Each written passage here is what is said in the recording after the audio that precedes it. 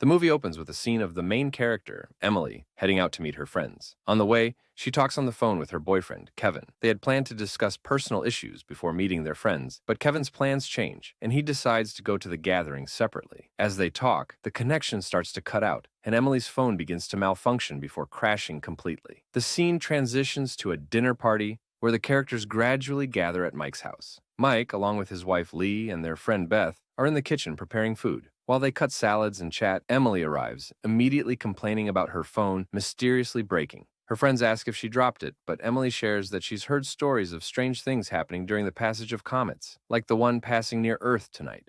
She adds that a similar event in the past supposedly caused strange phenomena. The group brushes it off, convincing her it's impossible, and Beth shifts the conversation. Beth takes out a small bottle of liquid and offers everyone a few drops, claiming it's a super medicinal concoction made of herbs and a little ketamine, which she admits is a powerful tranquilizer. You want a needle for that? You can drop it into some water.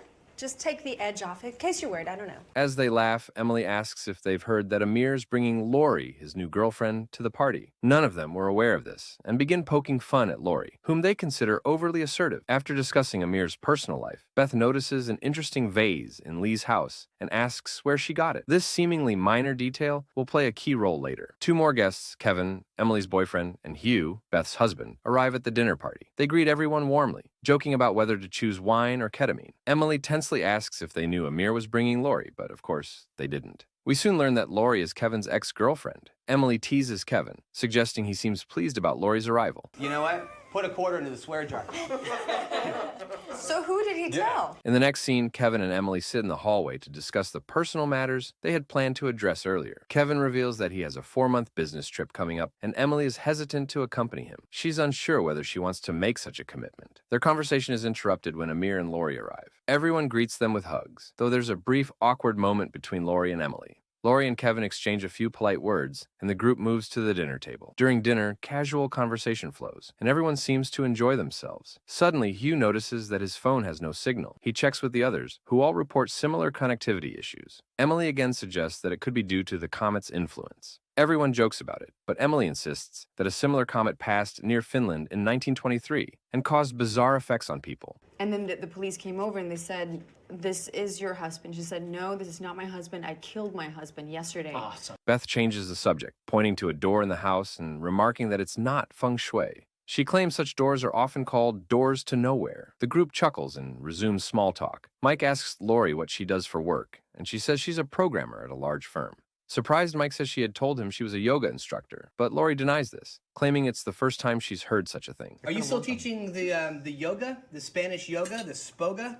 No, not me. This peculiar inconsistency hints at something deeper. Laurie then asks Mike about his work, and he shares that he's an actor who recently had a role in her favorite TV show. Laurie, however, claims she hasn't seen him in it. These discrepancies suggest that Laurie and Mike might not know the correct information about each other. Laurie then asks Emily about her work, and Emily shares a story about a ballet production she was involved in. She explains that her role was given to a famous dancer at the last minute, and out of pride, she quit the project entirely, only to learn later that the role had gone to someone else. Hugh raises a glass, offering a toast to the lives they lead and to the comet passing by.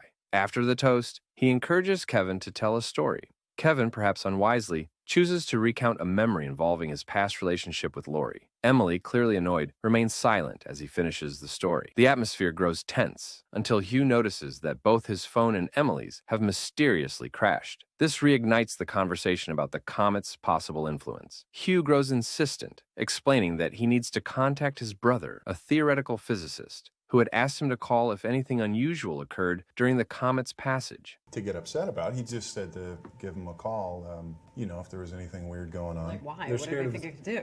Their conversation is abruptly interrupted as the lights go out in the house. The friends quickly light candles to find their way in the dark. Mike also brings out glow sticks in 3 colors: blue, red, and green.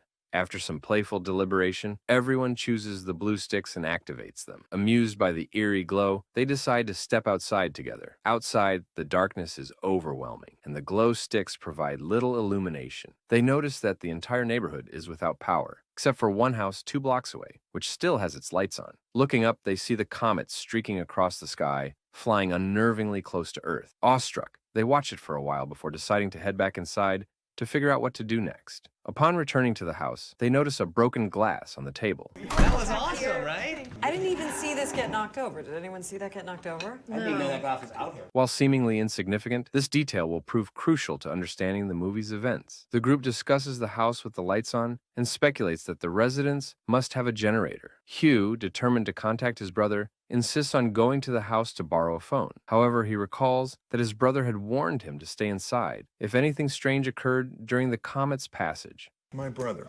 he says if anything strange were to happen while the comet was passing over, that we should stay inside. Despite this, Hugh and Amir decide to make the trip. As soon as Hugh and Amir leave, the remaining friends sit around the table, their mood now somber. They discuss the previous times comets have passed close to Earth. Emily, the most knowledgeable, recounts the 1908 Tunguska event, when a meteorite exploded over Siberia.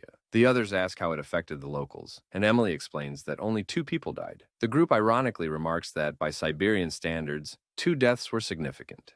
It's like in 1908, 1903. Suddenly, a loud knock at the door jolts everyone. Panic sets in as Kevin grabs a bat, ready to check the source of the noise. The others beg him not to open the door, paralyzed by fear. Kevin musters his courage but finds no one outside. Meanwhile, Mike decides to head to the basement to start the backup generator. Upstairs, the group speculates that Hugh and Amir could have been the ones knocking, but they dismiss the idea as too far-fetched. Beth grows increasingly anxious about her husband and suggests they all go out to search for Hugh and Amir. Just then, the lights come back on, and Mike triumphantly returns from the basement, declaring the generator operational. Everyone briefly relaxes, relieved to have solved at least one problem. However, the tension remains high, and arguments begin to break out. While debating whether to search for Hugh and Amir, the doorbell rings.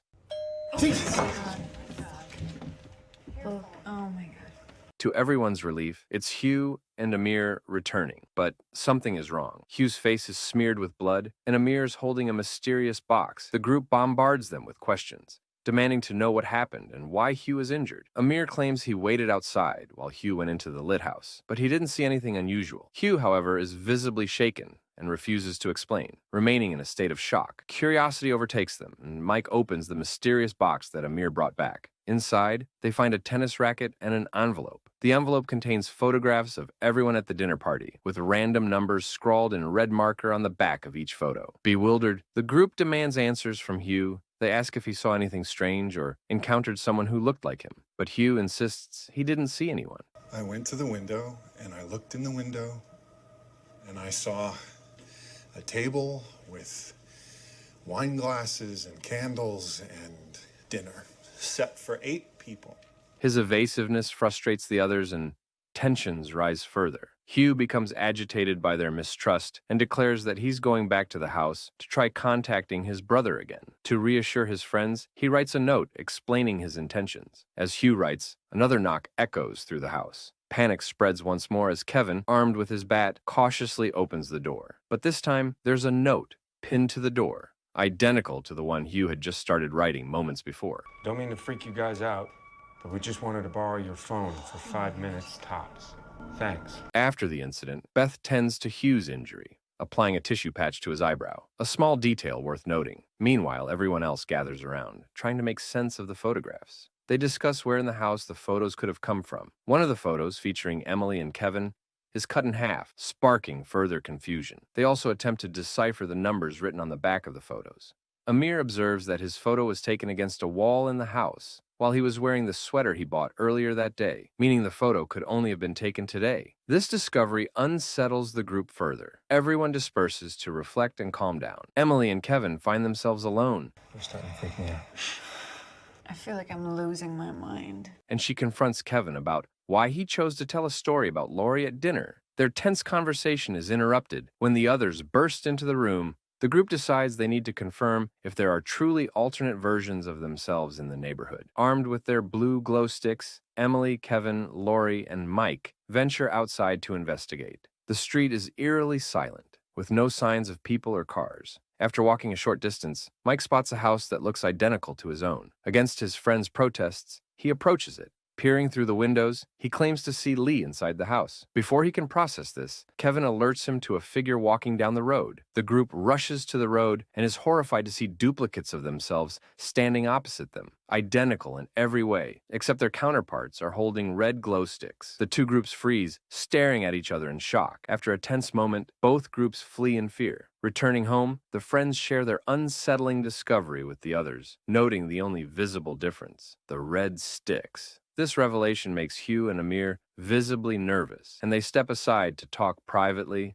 while the others try to process what's happening. Beth, looking for answers, remembers a book by a physicist in their car that she recently ordered but hasn't unpacked yet. Hugh and Kevin retrieve the book, which contains an article about Schrodinger's cat. His class, Decoherence and Schrodinger's cat. He talked about this. Do you guys know what Schrodinger's cat is? I'm allergic. So it's a thought experiment. There's a cat in a box that has like a 50-50 chance of living because there's a vial of poison that's also in the box. So regular physics would say that it's one or the other, that the cat is either alive or dead. But Brian would argue that quantum physics says that both realities exist simultaneously, and it's only when you open the box that they collapse. There is another theory, that two states continue to exist separate and decoherent from each other, each creating a new branch of reality based on the two outcomes. Quantum decoherence ensures that the different outcomes have no interaction with each other. After reading and discussing the theory, they begin to suspect that their alternate versions are not only nearby, but may also think they are the alternate versions. Hugh and Amir argue that they should simply return the box they took, believing this might resolve the conflict. Mike, however, remains adamant about taking the offensive. When pressed about what he saw through the window, Mike reveals that he saw Lee awake and walking around, even though their Lee had been asleep for hours. This realization leads to the chilling conclusion that the two realities are not perfectly identical. They speculate that their counterparts haven't yet found the book in the car. To prevent a potential attack, they decide to steal the book from their doubles. This way, the alternate Mike wouldn't have the idea to attack in the first place. Hugh and Amir, however, continue to insist that no action should be taken for now, raising suspicion among the group. Meanwhile, Mike pulls Kevin aside and proposes another plan to deal with his alternate self, should he prove dangerous. I'm gonna go to that house, and I'm gonna blackmail myself. I'm gonna leave a note to keep Mike from having them go to the car to get that book. You know, blackmail. Something that I know that I don't want. During their conversation, it becomes clear that Mike and Beth had been having an affair behind Hugh's back. Emily confronts Beth, asking if she had added the drops to the food.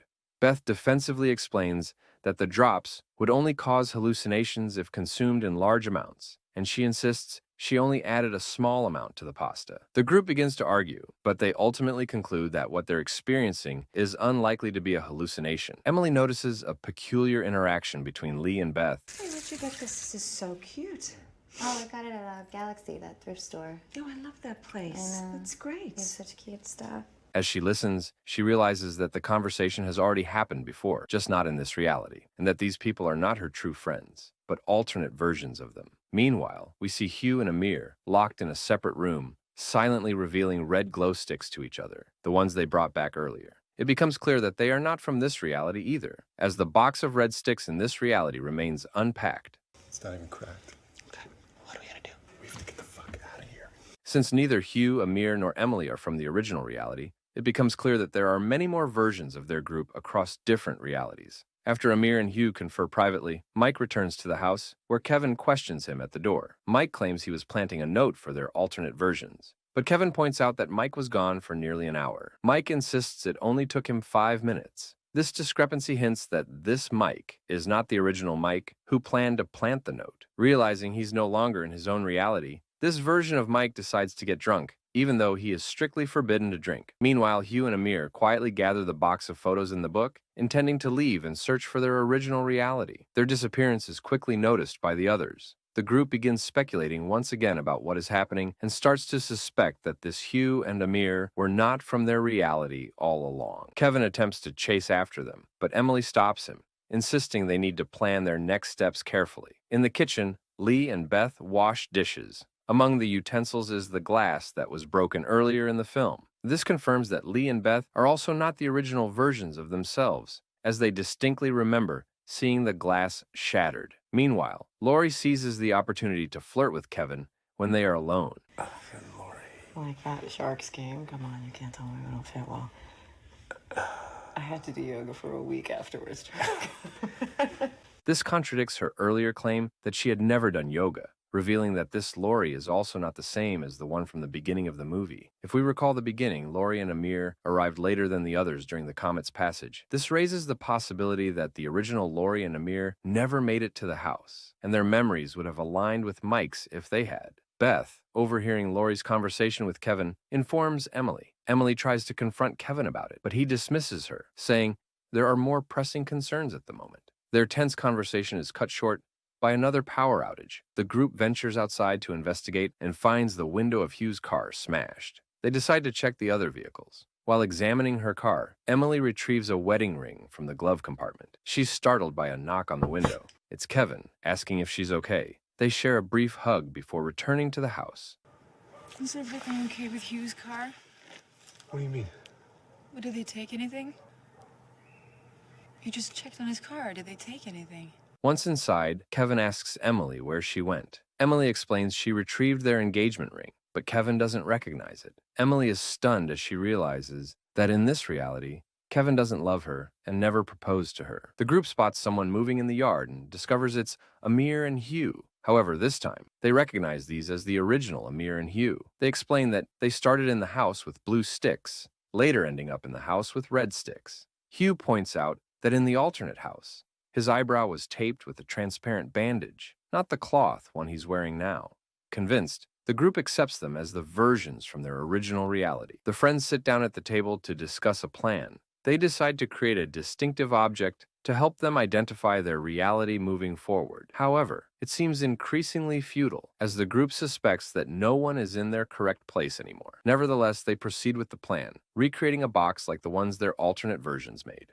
They gather photos of everyone present. Laurie offers a photo of Kevin, which she admits she has kept for a long time because it holds her bank account password. She doesn't dare write it down anywhere else. Emily is visibly upset by this and refuses to use her own photo. Instead, she cuts up a joint photo of her and Kevin, mimicking what their alternate versions had done. Emily suggests adding a blue marker label to the photos, with numbers assigned randomly by dice rolls.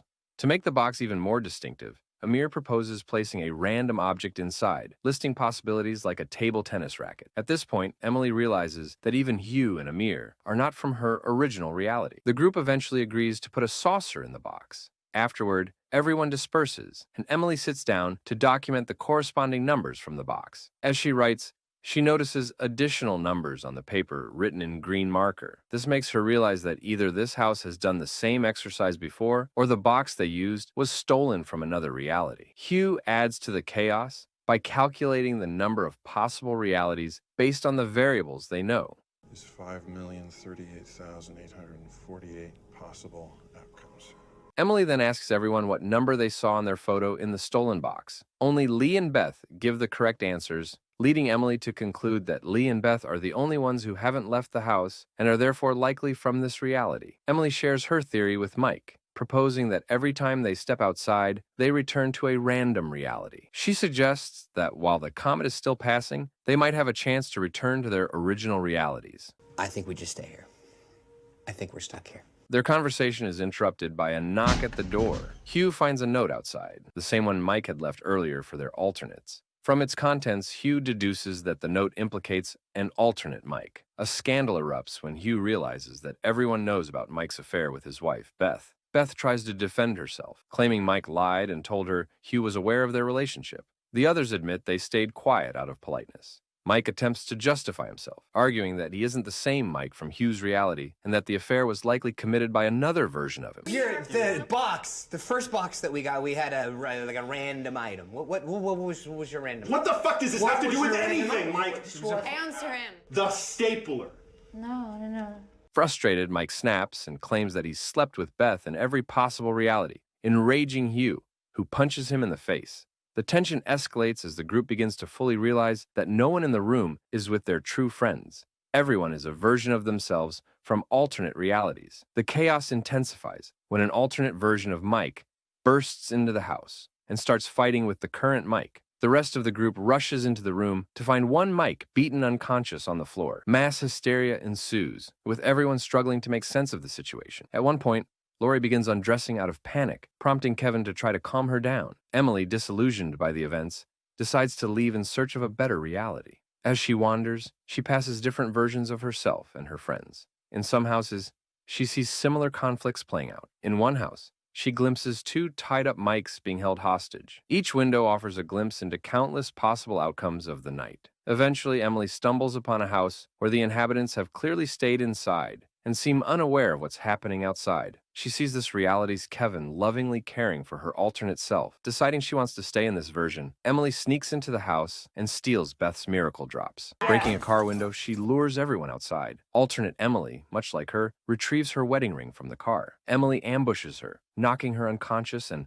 locking her in the trunk. Returning to the house, she presents the ring to Kevin, who hugs her, thrilled by the sight of it. Together, the group steps outside to watch the comet disintegrating in the sky. While everyone is distracted, Emily notices her alternate self crawling out of the bathroom. She grabs the toilet lid and kills her counterpart. Panicking, she hides the body in the bathroom and rejoins her friends. Overwhelmed by the night's events, Emily faints. The next morning, Emily wakes to find Lee preparing breakfast. Remembering the previous night, she rushes to check on the body in the bathroom, but is startled when Beth exits the bathroom, cheerfully wishing her a good morning. The movie ends with Emily stepping outside, recognizing the reality by the broken car window. Kevin approaches her, holding the wedding ring he says he found in the bathroom. Their conversation is interrupted by a phone call. Kevin answers, and Emily hears her own voice on the other end. They lock eyes, and the story ends.